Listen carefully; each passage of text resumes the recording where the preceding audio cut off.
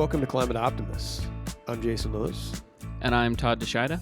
Before we dive in today, I wanted to say a thank you to those who've donated to the podcast. It's, your contributions that enable us to bring you the latest on climate solutions each week. If you haven't donated before and would like to join our community of supporters, head over to our website, climateoptimists.co. That's climateoptimists.co, and just look for the donate button. And if you do not want my child to starve to death, you will donate to this program.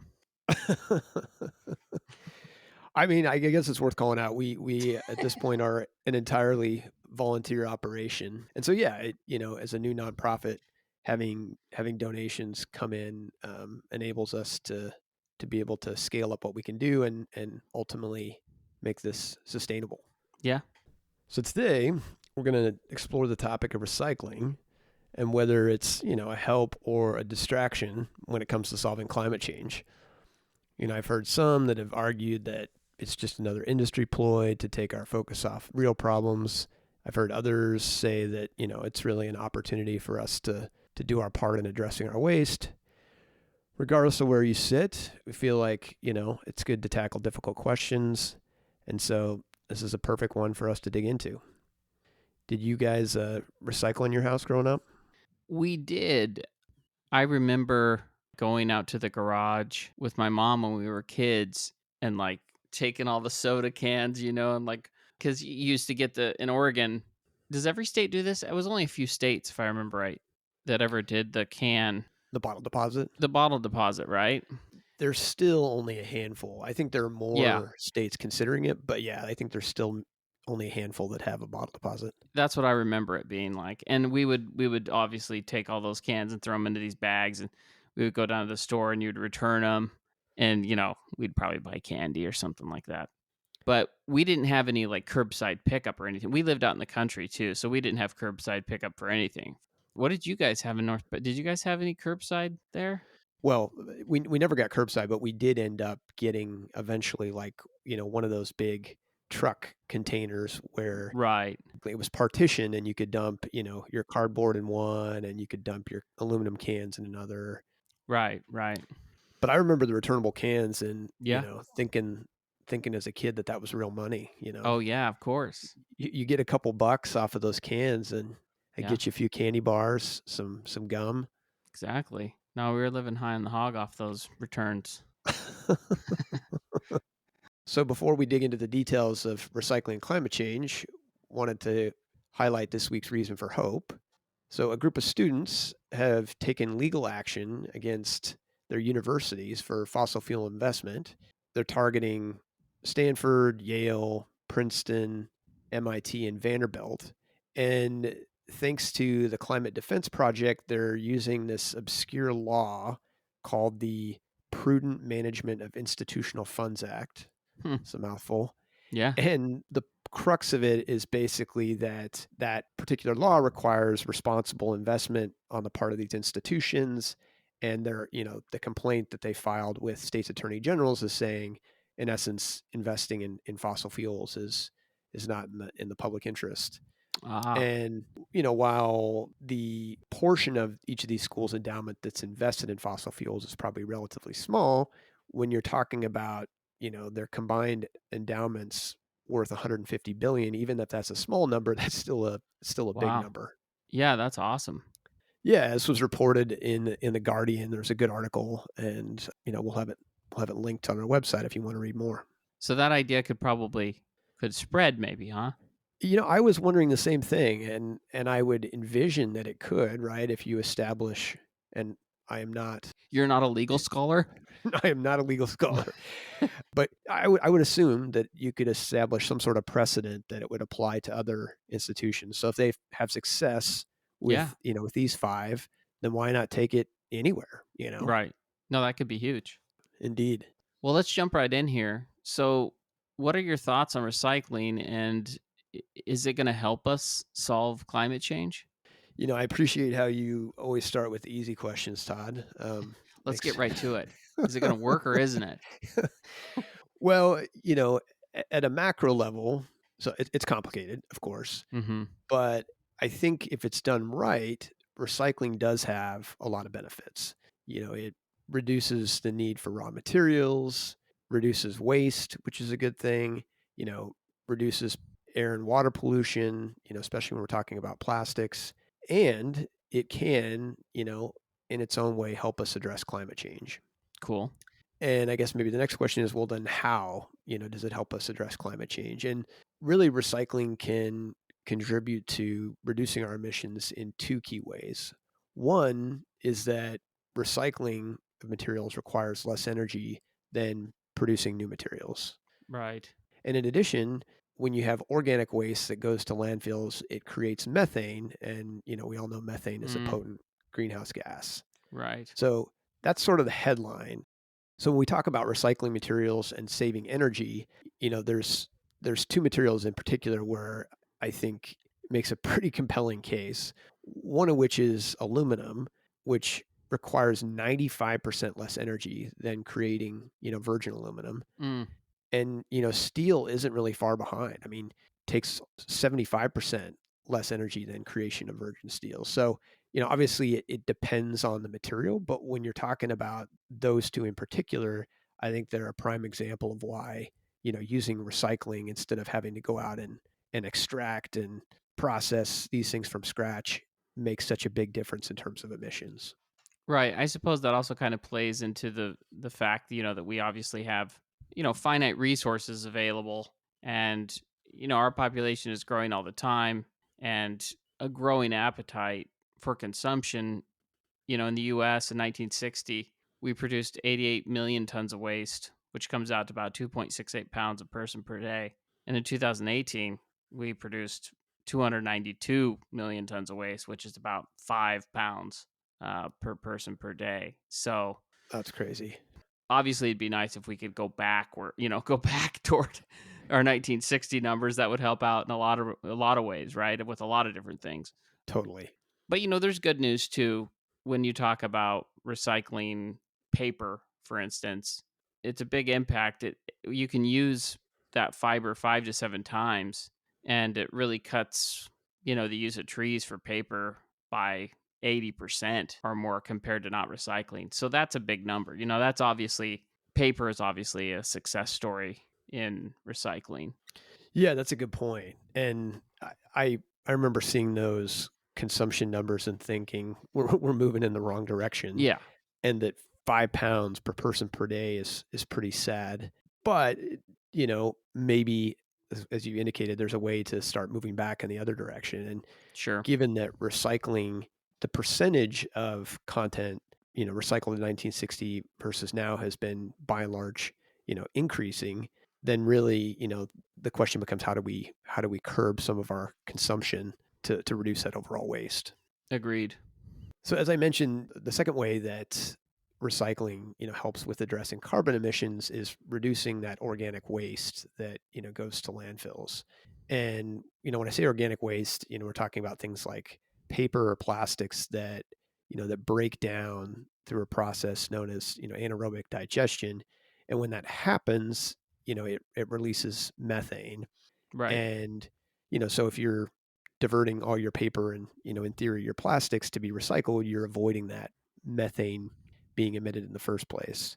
And one caveat here for folks who heard our episode about renewable natural gas, another way to avoid that methane getting out there is to capture it and then use it as a fuel. So just another opportunity to shield us from more methane. Right. So given, kind of the benefits of recycling, you could quickly find yourself in, this school thinking of like, well, it's a win-win, right? And the problem is that I ate my lunch too quickly. You need a Tums. I might. I eat one of those. I eat at least one of those things a day. That's not good, Chelsea's like, those aren't candy. right? That's one of those things that goes up with age is your, consumption of calcium carbonate, Yeah. you know? Yeah, so talking about the benefits of recycling, including, the benefits it has in terms of, cutting carbon emissions, you could easily kind of come to this conclusion of, well, hey, it's a win-win, right? Mm-hmm. I think the challenge comes in the fact that conceptually it all makes sense, but the reality is much more complex. I think the easiest way to illustrate it is to talk about the percentage of material that gets recycled. So, Right. if we look at the United States, as of 2018, the Environmental Protection Agency calculated that we were recycling about 32% of what otherwise would have been municipal waste, Hmm. and 9% of that being compost. So really, really recycling just 23% Hmm. of our total waste. Now, you compare that to somebody like Germany, and they're sitting around 56%, South Korea around 54. So obviously some big, opportunity there to improve. And even at 56 and 54, while those sound like good numbers, that still means half of your waste is just ending up in a landfill, Right. um, or being exported to a third world country. Yeah. So, despite those numbers, I think it's useful to always kind of look a little bit deeper. And I think the good news is there's some success stories when it comes to recycling. One you could argue that in the U.S. is a huge success are lead acid batteries. And as of today, with the program that's set up where basically there's a deposit for returning a battery when you're done with it.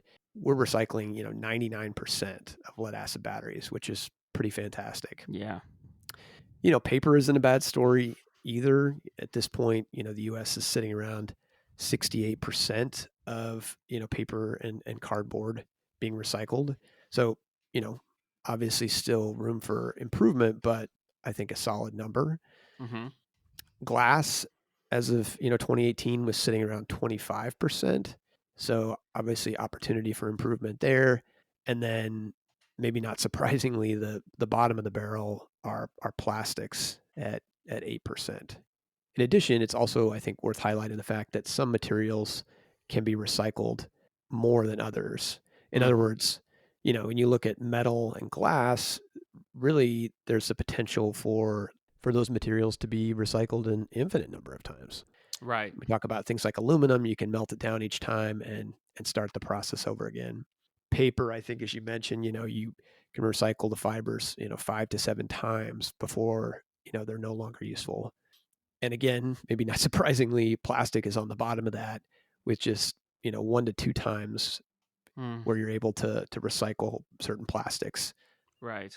So, in throwing all those numbers out, which may feel like a lot, I think the takeaways are that there are some bright spots. There are some things that the U.S. is doing well. Like lead acid batteries, we're kicking ass, doing pretty well on paper. The problem, at least from my perspective, when you kind of look through this, are plastics. Hmm. Yeah, I was really taken aback in looking into this about how bad the plastic situation was. And, you kind of feel duped, really, as a consumer.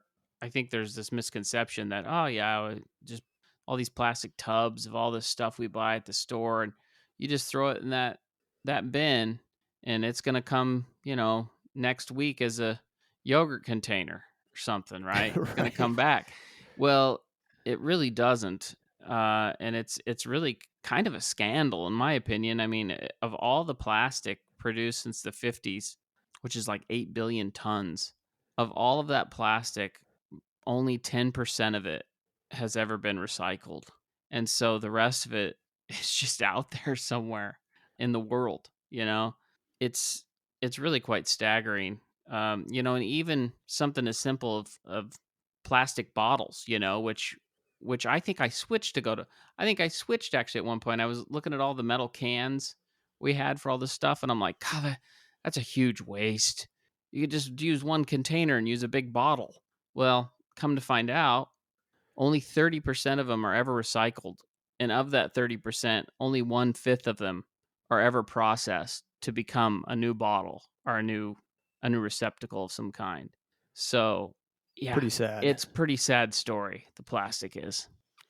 Yeah, I mean, that was definitely my takeaway as well. Sure, there's improvements that could be made on some of these other products, but plastic was really one that stood out as the sore thumb. Yeah. Well, and for me, that kind of led to sort of follow-on questions of like, well, what are the underlying issues there, right? Mm-hmm. And the reality is there's several. Um, Everything from, contamination of recycled materials to having, things be made with mixed materials where you're mixing like, metal and plastic and paper, et cetera. Lack of Right. end markets for recycling. Like it's great to recycle all this stuff, but you got to have a market to sell it to somebody at the end of the day. Mm-hmm. So we start first with contamination. On the consumer side of things, the recycling industry refers to this as we call like wish cycling. Mm-hmm. Basically, folks hoping that if they put something in a recycle bin, that somehow it's going to find its way to the right people and magically be recycled. I I know a few folks that sit in this category. I'm not going to mention any names, but yeah, I think we've all probably been guilty of it at some point. Yeah. You ever done some wish cycling? I try to be pretty mindful of what I'm putting in there, but sometimes you're like, well, I guess I'll just try it, But the problem is with doing that is sometimes you could screw up a whole A other whole host of batch. things that could have been recycled by doing that.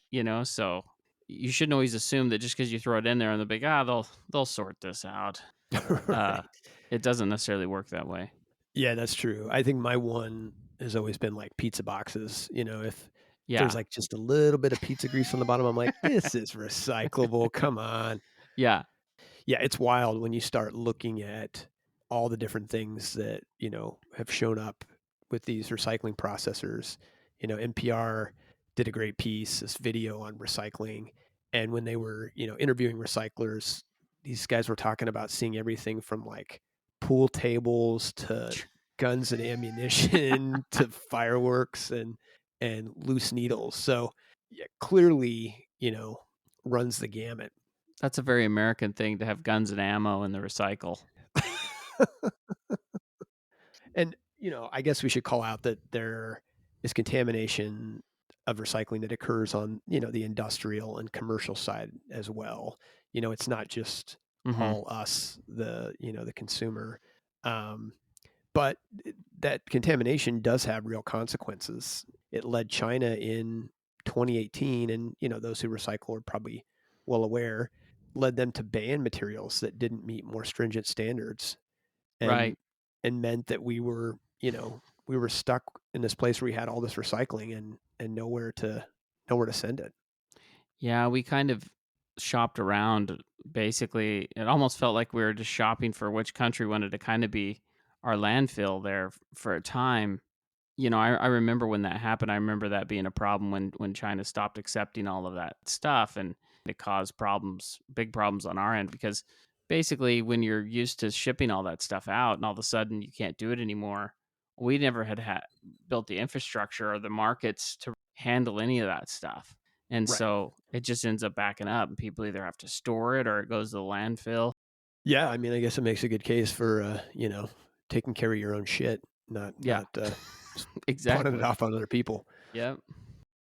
So, in addition to contamination, another one of the challenges is mixed materials. So, if you have a package that's made with a combination of things, usually means that it's not recyclable. You're not going to take that packaging apart and be able to turn it into something new. I think we've all seen like food packaging that has a combination of sort of plastic and tin foil.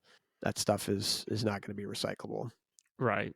You also have the problem of certain things being labeled as recyclable when they really aren't because of available processing facilities and markets. I mean, I think any of us that have tried to recycle plastics, you turn it over and you see that little symbol and you think, well, it must be recyclable. It's got a number on it. Right. Yeah, if it's 3 or above, it's probably not getting recycled. And there's a good chance if there's a 1 or a 2 on it, it might not get you know what I mean? I mean, it's really that bad. Which, is kind of wild when you think Yeah. about it. That What good is it basically? right. I mean, it seems like it's just there to make you feel good, Yeah. and in reality, it's not doing it's not doing any good. Yeah. And I think the final issue is really one of ensuring that we have viable end markets for recycled materials, because without it, things grind to a halt. It's especially true, when it comes to plastics. Recology, a company that collects and processes municipal waste, sums it up with a 2018 op-ed where they say the simple fact is there's just too much plastic and too many different types of plastic being produced, and there are few, if any, viable end markets for the material. Right. So if we step back and we look at three of the core issues, the contamination, mixed materials, and the lack of viable end markets, and we were able to fix all those, the question becomes, well, what's the climate change impact? Yeah. Project Drawdown, a nonprofit based in California, has done really extensive analysis on a broad range of different solutions to address climate change. And out of the 80 solutions that they've analyzed, recycling falls below the halfway point. So, in other words, there are about 40 solutions that are better in terms of helping with climate change before you get to recycling. Right. Now, that's not to say we shouldn't be doing it, right? I mean, Right. there is clearly benefit in doing it, and they substantiate that benefit. It's not insignificant. I think it's just something we need to keep in mind when we're talking about, where do we prioritize our energy? And while, recycling is a problem for things like plastic waste in the ocean, et cetera, when we're talking about it through just kind of a pure climate change lens, it's not the top of the pile. Right. So not to say we shouldn't address it, but just it wouldn't be the first thing that you would turn to. Right. And that leads to, okay, well, what's the solution, right? I mean, given that there's all these challenges we've just talked about, should we even keep recycling? Mm-hmm. And from my perspective, the answer is yes, but it's clear that we need to make some major changes. I don't know, what are your thoughts? Yeah, I agree. I think what stuck out for me is that, you have to really kind of look into this and see what the reality of what is happening to this stuff after you put it in that recycle bin is. And I think that'll inform what decisions you make about how to tackle this thing. I was really impacted by one of the guys that ran a recycling center in that NPR video when he was talking about the symbol on the back of the bins and everything, the little recycling symbol. And he's like, I wish they would have never have done this. He's like, it's been nothing but a problem. He's like, I wish people would just look at it more as like, what am I consuming and what am I disposing of, And I think that was a key takeaway for me about, reduce and reuse first and then worry about your recycle game, especially when it comes to plastic. Right. Yeah, reducing consumption of items, that create waste or end up in a landfill. Bottled water is a good one, right? I mean, recycling hopefully avoids it ending up in the ocean. I think I was under the assumption that if I put this thing in that recycle bin, it's going to get recycled. Right. And I think we found that it's probably more than likely it won't. So in Right. that case, reusing it, like keeping a hold of something and just reusing it over and over is going to be a better choice, right? And then obviously the best choice is just don't buy bottled water anymore. Filter water and use a metal bottle that you reuse and put water in. That's going to be the best choice there. So also getting rid of single-use plastics, that's huge. And like we've talked about, our choices are limited. Industry's stance has been to kind of put this stuff back on the consumer a lot. Littering's Right. our fault, or we just need to recycle. They don't need to stop creating this stuff. We just got to recycle it. And in looking into this, you start to see a common theme that we've seen before. There was a NPR story called The Wasteland, and they looked at plastic recycling. And basically they found that back starting in the 70s, big oil and the chemical companies knew then that plastic recycling was really not going to work. Right. They found out that it was just too expensive, that you couldn't do it multiple times, that the sorting of plastic was going to be ultra expensive and probably not likely. It reminded me, it was like deja vu. It reminded me of big oil and their propaganda about climate change when they knew that it was causing a problem. And they basically did the same thing here with plastics. They said, we got a problem here. And they said, well, the problem is the perception. We just got to put out an ad campaign so that we can keep selling plastic. And that's what they did. And so really part of the recycling push came from them. I mean, you remember the Iron Eyes Cody or whatever, uh, Oh yeah. keep America clean or whatever it was, keep it off the street, just put it in that recycle bin.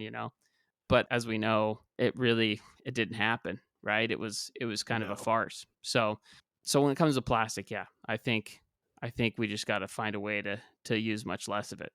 But the good news is there's some other stuff, aluminum, paper, some of this other stuff I think is pretty viable stuff to recycle. Yeah, it's pretty frustrating when you see that it's really the same game over again. Yeah. You know, rather than the industry recognizing they have a problem and Yeah. having some integrity and saying, well, I guess we need to modify our product.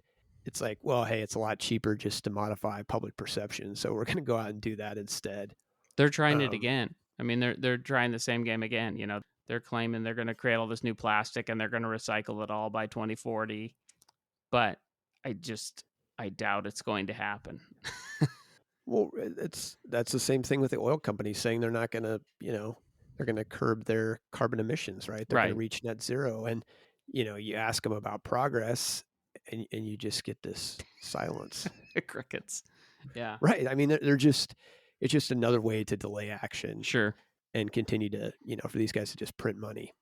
From my perspective, this really just leads into what we need to be looking at a macro level, which is moving to a more circular economy. And we could spend a whole episode, and we should, talking about, what it means to create a circular economy. But Mhm. basically moving away from this linear model where you produce something and at the end of its life it gets thrown away, right? Mhm. It ends up in a landfill, it ends up in the ocean, and moving to things that can be reused or recycled at end of life. So as an example, you could have packaging that biodegrades, and as it biodegrades it has nutrients that become a fertilizer for new plants to turn into new packaging. Mhm. Aluminum cans in a way are sort of the perfect, circular solution, right? Right. You consume a beverage, you put it in the recycling container, it gets melted down, turns into a new can, you fill it up and, you know, rinse and repeat. Mhm. I mean, there was a report released fairly recently by an organization in Amsterdam called Circle Economy, and they really talk about how this could be game changing for climate change. Mhm. They talk about how if you strip out sort of land use, forestry from carbon emissions, the majority, around 60% of our greenhouse gas emissions are attributable to extraction, processing, and manufacturing of goods. Mm. So, I mean, think about a world in which we're not having to do the extraction because we're, reusing or recycling stuff in life, Right. and that the processing is minimized because we're making stuff that is easily repurposed. Sure. You can see how that would make a massive difference in terms of our carbon emissions. Definitely. I this all leads into the the question of, well, how do we make this stuff happen? We're talking about getting rid of single use plastics, how we need to reduce and reuse more first, and as we know, we as consumers can make our own contribution to that. But if we're talking about real change, it has to be on an economy wide scale, and there's a number of different solutions out there, legislatively. And we thought we'd highlight a couple here. The first is what's called an extended producer responsibility, or EPR. It requires companies to be responsible for their products, Mm. both financially and physically, when they get to end of life. So, no longer can you just produce something and forget about how it's going to get dealt with. Right. It ensures that there is accountability. And so, not surprisingly, the European Union already has had a EPR legislation in place since 1994. I don't know how much of their economy is covered by it, but huge step. And in the U.S., there's started to become some traction on this. Maine, uh, kudos to Maine, was the first state in the country just this past year to pass an EPR. Oregon followed about a month later with an EPR program. So, obviously there's the devil's in the details, Yeah. but having this construct where you say to every manufacturer, you're responsible for this when, consumers are done with it, creates all sorts of positive feedback loops around sustainability and, using less to produce something, et cetera. The second piece of legislation, we want to focus on, and again, I emphasize there are many ways to go about this, is really to mandate, compostable packaging to deal with this plastics problem. I didn't realize it, until we did the research for this episode, but for something to be labeled as compostable, there are some real specific requirements that have to be fulfilled. It has to degrade into non-toxic particles within a specific time frame. Having something like that gets rid of this plastics problem that just keeps growing, by the day. I think that could be huge. So just to recap, recycling is imperfect, but it still has value.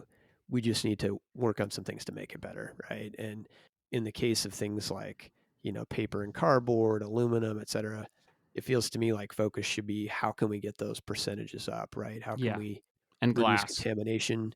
Yeah, and glass, and for sure, and increase those percentages, and whether that's through education or making sure that everyone has access to curbside recycling, it seems to me that's a benefit. When we talk about recycling through a climate change lens, again, I don't want to diminish the value because it does have value. I just think the important, the takeaway for me is that we need to remember that there are other much larger things that we need to focus on first. So let's not forget about recycling and its climate benefits, but let's not bet the future of humanity on recycling. And then, I think the upside is there are, a number of good solutions to help improve the recycling situation, whether that's, getting rid of single-use plastics, putting in place legislation like, extended producer responsibility, where you're requiring companies to, take ownership of their goods from kind of cradle to grave. My takeaway is that we really need to focus on passing some of these improvements so that we can make recycling, I think, the success that it's envisioned to be. I think another thing that could be interesting to have an impact on this would be a carbon tax or carbon pricing. Yeah, I think you're right. I mean, certainly as it relates to plastics. Yeah. With that in mind, the question is always, what can we do? And, this week we'd like to ask everybody to, call on your state legislators to, mandate compostable packaging and to pass an extended producer responsibility program, assuming you're outside of Maine and Oregon.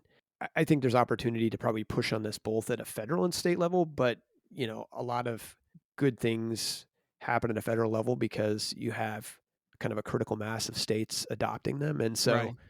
I think being able to pass, those two measures in multiple states creates that momentum that we need to see it happen at a federal level. Yeah, it kind of twists their arm if enough of them get on board. And in big states like California, right, it kind of pushes the feds to kind of have to follow along. Totally. And, as always, we'll have talking points on our website and links so that you can feel ready when you send that message on. So thanks everybody for tuning in. That's it for our episode this week. Come back and join us again for more climate solutions, reasons for hope, and ways each of us can make a difference. Climate Optimists is made possible by Climate Stewards Collective. You can find us on the web at climateoptimist.co. And don't forget to check us out on social at Climate Optimist Podcast.